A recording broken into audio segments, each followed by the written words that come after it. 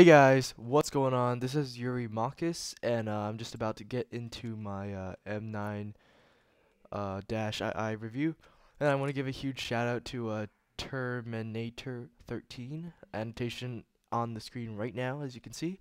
He said, "Hey, you should review this and give me a shout out." Smiley face. All right, dude. I'm gonna get on this right after I finish up this M99-II review, and hope you enjoy this.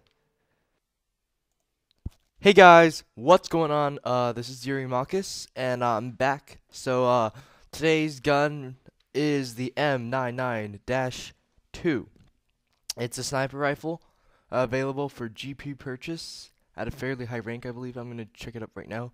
And just for starters, the gun I'm gonna be comparing this mostly to is gonna be like the M107CQ and maybe the DSR a little bit, cause it's quite similar. It's not like all the one-shot kill sniper rifles are pretty similar. You shoot, you aim, you hit, you kill, pretty much. But there's some other aspects to this that I want to talk about a little bit. Alright, so this gun was released in the Nexon update called Operation Neptune, where they also released another map, which is like the whack-a-mole map that I told you about. I'm not playing on the map just because it seemed a bit too campy, and I don't think that you guys would appreciate me just camping my butt off. Alright, so this is available for 1 day for 1.4k GP, 7 days for 6.86k GP, 30 days for 27.3k GP, and 90 days for 75.6k GP. So this is pretty expensive, but this is pretty average for a sniper rifle, and it is unlocked. Yeah, it's unlocked at Second Lieutenant 3, so it's pretty up there. But if you're that rank, I definitely recommend you to try this gun out. I don't feel like it's gonna be one of the perms, and right there, that guy was obviously chamming. So I just left this game because I was pissed. Yeah, so I joined another dredge game. Um, as you can see. Alright, so the this gun holds 5/15, so 5 bullets with 15 in reserve for a total of 20. Alright, so this is not a bolt action. This is an automatic, like a fully automatic, not like a semi-automatic like the WA 2000. This is a fully automatic gun, as you can see with all the it has 5 bullets there, like the 5 bullet insignia thingies, and you can actually you can hold down the mouse. But I mainly use this for quick scoping like I would for an L9. And right off the bat, I gotta say that the accuracy on this weapon is much better, and the sway seems to be a tiny bit less than most guns. And recoil doesn't really matter, because I don't think that sniper rifle recoil really matters, because for all the semis, they usually settle back before you take your next shot, and that's pretty nice. Alright, so the M99-II, the power, it's a one-shot kill. It deals 100 damage, and I just got kicked.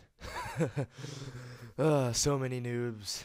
Alright, so the damage is 100 point damage. Portability is 32, rate of fire is 16, accuracy is 99. Now that's really high. This is much better than the M107CQ's accuracy, but as I said again, the M107 is not revered for its accuracy, but for its extreme magnification. Alright, so the recoil is 66, doesn't really matter. It's a sniper rifle, and I usually scope out. Like, as you can see, I right click. Alright, so first I'm going to talk about the damage. It doesn't seem to tank that much, but don't take this game. I mean, take it with a grain of salt, because they had a couple heavy vesters and tanker vesters on their team. So yeah, it will tank sometimes, but usually it doesn't really tank that much. It's a solid gun, and I definitely recommend it. In this game, there were just so many mines. This noob was pelting me with mines, and I got a terrible KD. Excuse me. Alright, so the portability is a 32-point portability.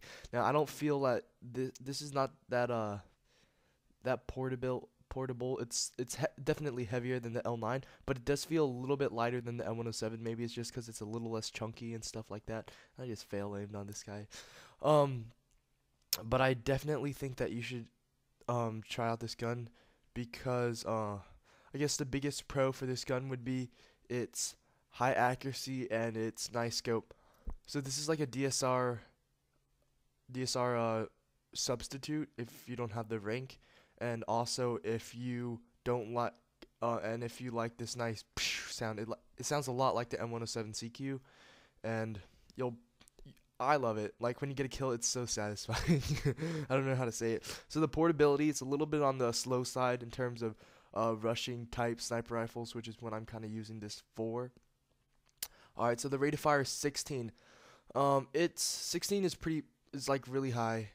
It's 6 points higher than the L96A1 and 3 points higher than the DSR. But I didn't really find much use for this higher rate of fire. But I'm guessing if you're like in close quarters and you kind of want to do like no scope, you can spam. You can just hold down the left click, and you can just go full auto and spray your brains out. Alright, so that's about enough about the stats. Now let's get some non-numerical. Now the spread, I didn't really notice much on this in terms of spread because, and that guy tanked it, by the way, because it's really, I don't really see like the crosshairs and stuff, but based on the accuracy, I can assume that the spread is low, like small, tight. It's definitely tighter than the L9, and Nexon does not disappoint with their new sniper rifle. That's all I can say. Alright, so the M99 should be used in ideally in medium to long ranges, but I use it for close quarters because I'm trying to get the best of, because when I'm doing a review, I want to show you both close quarters and long range. But I probably should have done this on roadkill. I would have, but I couldn't really find a game, and I wasn't really too picky, as you can see by the clips that I strained together. Alright, so the M99-II is not exactly what I would call the best sniper in the game now, just because I feel like I'm more biased to weapons like the L96A1 and stuff. I mean, not the, like the DSR, because they scope out without you having to actually try to scope them out, and I'm just a little bit more used to them. I would pick this up over the L9 just because the L9 has pretty terrible accuracy, and this sniper rifle is really bad at close range. But I'm showing you clips of close range because I know that some of you guys like to do one-man army snipers only, but I didn't put that clip in because I couldn't find any OMAs because I'm doing this fairly early in the morning, trying to get this review out to you guys. Alright, so the M99-II is fully automatic, as I said. You can kind of tap fire it, I guess, tap firing in a sense, and it's definitely not recommended for close quarters combat, and it excels the most between medium and long range because its scope is not too magnified and it's not too short close quarters oriented, I suppose. And what I want to tell you guys is that when you scope in, your spread decreases like a lot on a sniper rifle. When you're not scoped in, you have like a huge ass spread that's called no scoping. That's why no scopes are so prominent. So as you can see a lot, I'm quick scoping and drag scoping. I'm rarely ever no scoping, because even if you're point blank right in the butthole, you're generally not going to get the kill. And this guy saw me and he didn't even pull out a gun. Mines. Alright, so this is pretty much wrapping up, and I just wanted to say a couple more things. Alright, so I have a new intro if you didn't notice it in the beginning, and I would really appreciate it if you could give me some feedback on it. I have a couple other song clips that I am thinking about in terms of intro, but I think that in terms of the video, I have a pretty solid intro, but maybe for the audio, I'm testing out what audio you guys like and what actually fits my style. So please drop a comment below. Alright, so now I don't really want to go off on this guy, but like War Pig or something like that, he was really mean to me in this game. He was calling me a hacker, even though I told him repeatedly that this was going on YouTube and that I was actually recording it. And I don't know, it's I know that it may seem really biased, but this guy was really pissing me off. So if you could do me a favor, could you just could you use just cut out some of the footage where he's like harassing me and stuff, and could you submit it to CBL or Nexon? Because this guy really needs to learn his place, and I really feel like people like that are not only um, adding to, but they're actually destroying Comet Arms. Um, I would say that they're almost as bad as the hackers.